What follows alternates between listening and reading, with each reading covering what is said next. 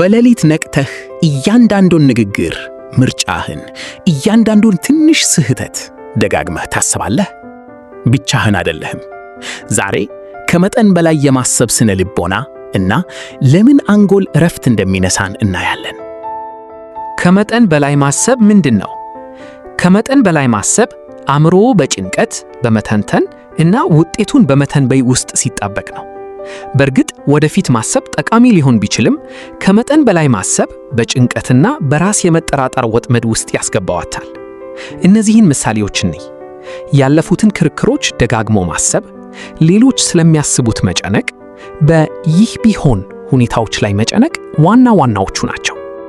ክፍል 2 ለምን ከመጠን በላይ እንደምናስብ ያውቃሉ?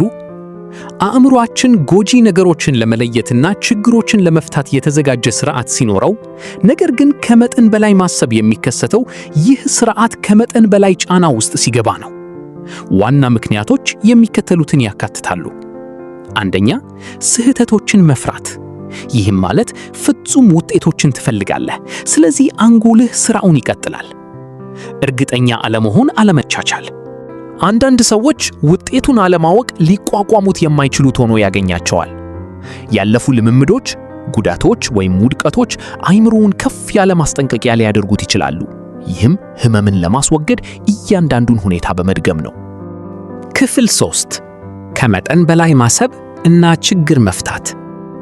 እንግዲህ ልዩነቱ ይህ ነው። ችግርን መፍታት ውጤታማ አስተሳሰብ ነው፣ ወደ ተግባር ይመራል። ነገር ግን ከመጠን በላይ ማሰብ ምንም መፍትሄ ሳይኖር ማለቂያ የለውም። አንጎልህ እንደሚረዳ ያስባል፣ ግን በእውነቱ ጉልበትህንና የአእምሮ ሰላምህን እያሟጠጠ ነው። ክፍል 4 ዑደቱን እንዴት ማቆም እንደሚቻል፣ እንዴት መቆጣጠር እንደሚቻል እነሆ። ግንዛቤ። አእምሮህ ሲሽከረከር አስተውል። የጊዜ ገደቦችን አዘጋጁ። ለራስህ የማሰብ መስኮት ስጥ። ከዚያ ቀጥል። ጻፈው። የአእምሮ መጨናነቅን ለመቀነስ ሐሳቦችህን ወደ ውጭ ያውጣ። እርምጃ ውሰዱ። ትንንሽ እርምጃዎች እንኳን ዑደቱን ይሰብራሉ። እኚህና የመሳሰሉት መፍትሄ ናቸው።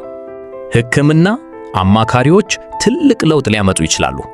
ያስታውሱ፣ ስለ ፍጽምና አይደለም፣ ስለ እድገት ነው። ከልክ በላይ ማሰብ አድካሚ ነው።